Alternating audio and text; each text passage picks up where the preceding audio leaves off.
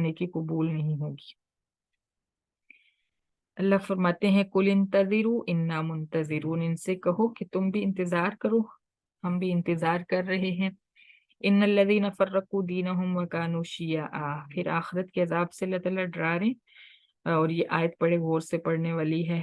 بے شک جن لوگوں نے اپنے دین کو ٹکڑے ٹکڑے کر دیا، جس میں تفرقے بنائے، فرقے بنائے، اور وہ گروہ گروہ ہو گئے، لست منہم فی شیء، اے پیغمبر صلی اللہ علیہ وسلم آپ ان میں سے کسی گروہ میں بھی نہیں ہیں۔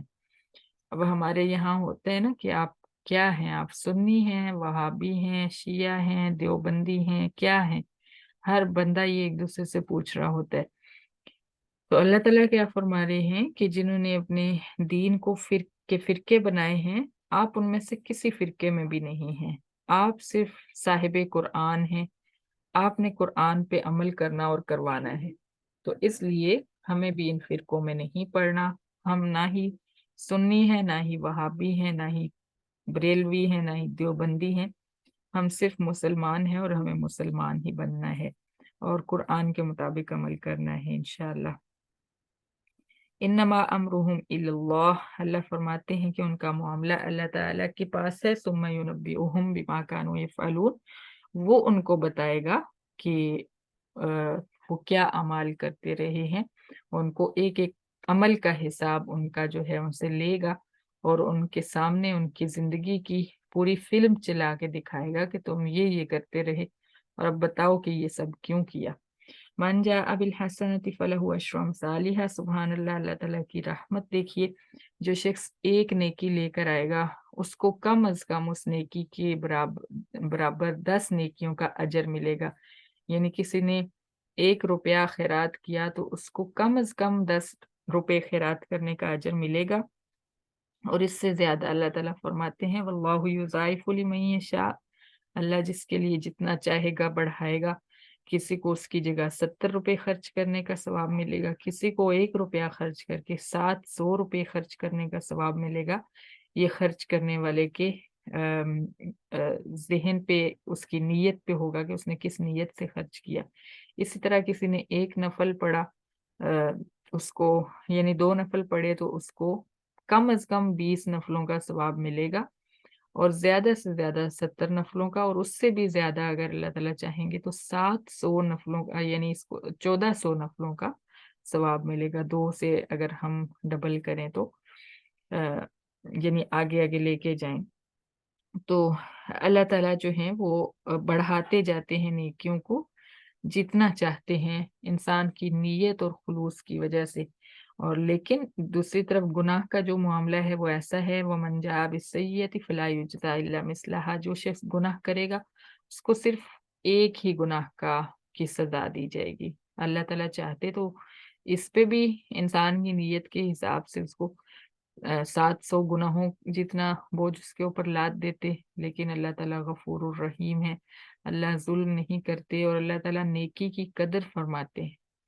نیکی کی یہ قدر ہے کہ ایک کو بڑھا کے 700 تک بڑھا دیتے ہیں، اور گناہ پہ رحم ہے کہ وہ یہاں تک کہ حدیث مبارکہ میں آتا ہے جب ایک انسان نیکی کی نیت کرتا ہے تو اس کے لیے ایک نیکی لکھ دی جاتی ہے صرف نیت کرنے پہ، پھر جب وہ نیکی کرتا ہے تو اس کے اوپر پھر اس کے لیے نیکیاں لکھی جاتی ہیں، اور ایک انسان برائی کا ارادہ کرتا ہے تو اس کے اوپر کوئی برائی نہیں لکھی جاتی، پھر وہ برائی کر لیتا ہے تو ایک برائی اس کے لیے لکھ دی جاتی ہے، اور اگر وہ برائی کرنے کا، گناہ کرنے کا ارادہ ترک کر دیتا ہے تو اس پہ بھی اس کو ایک نیکی ملتی ہے۔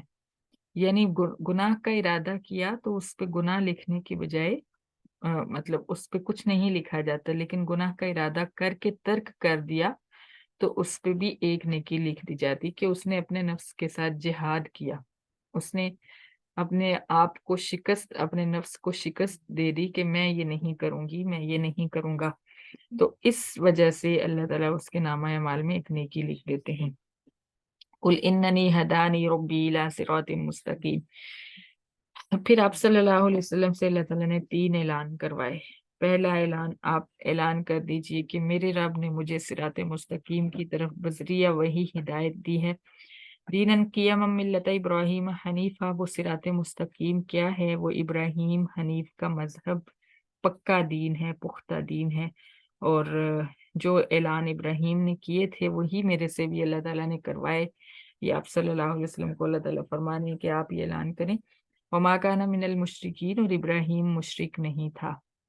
مشرکین مکہ یہ کہتے تھے ہم ابراہیمی ہیں۔ یہ غلط فہمی اللہ تعالیٰ نے نکالے ان کی کہ تم مشرک ہو، ابراہیم مشرک نہیں تھا۔ قل ان صلاتی و نسکی و محیای و مماتی للہ رب العالمین، یہ اعلان کروایا کہ دوسرا اعلان یہ ہے کہ آپ اعلان کر دیجئے پیغمبر صلی اللہ علیہ وسلم، میری نماز، میری قربانی، میری زندگی، میری موت سب تمام جہانوں کے رب اللہ تعالیٰ کے لیے ہے۔ اور یہی ابراہیم حنیف نے بھی اعلان کیا تھا۔ اور اب یہ دیکھیے کہ آپ صلی اللہ علیہ وسلم نے ہر طرح کی عبادت اس میں شمار کر دی ہے، یعنی میری بدنی عبادت، میری جسمانی عبادت، میری مالی عبادت، یہاں تک کہ میری پوری زندگی اور میری موت بھی اللہ تعالیٰ کے لیے ہے۔ اس کے اندر ابراہیم علیہ السلام کو بھی شریک نہیں کیا آپ نے۔ ہم کیا کرتے ہیں، ہمیں نبی پاک صلی اللہ علیہ وسلم پہ ایمان لانے کا حکم ملا ہے کہ آپ خاتم النبیین ہیں، آپ انبیاء کی مہر ہیں، آپ انبیاء کے سردار ہیں۔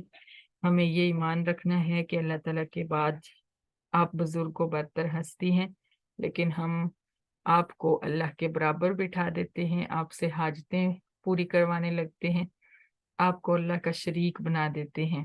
تو آپ صلی اللہ علیہ وسلم کی زندگی میں دیکھیے کہ ایسا کچھ بھی نہیں۔ آپ نے فرمایا کہ میری سب عبادتیں، جسمانی عبادت ہو، مالی عبادت ہو، اور میری زندگی اور موت سب اللہ تعالیٰ کے لیے ہے، کوئی اس میں شریک نہیں ہے۔ لا شریک اللہ، اس کی عبادات میں کوئی شریک نہیں، اس کی ذات میں، اس کی صفات میں، اس کے اختیارات میں کوئی شریک نہیں ہے۔ وَبِذَالِكَ أُمِرْتُ، اور مجھے اسی چیز کا حکم دیا گیا ہے۔ وَأَنَا أَوَّلُ الْمُسْلِمِينَ، اور میں سب سے پہلا فرما بردار ہوں۔ قُلْ أَغَيْرَ اللَّهِ أَبْغِي رَبًّا وَهُوَ رَبُّ كُلِّ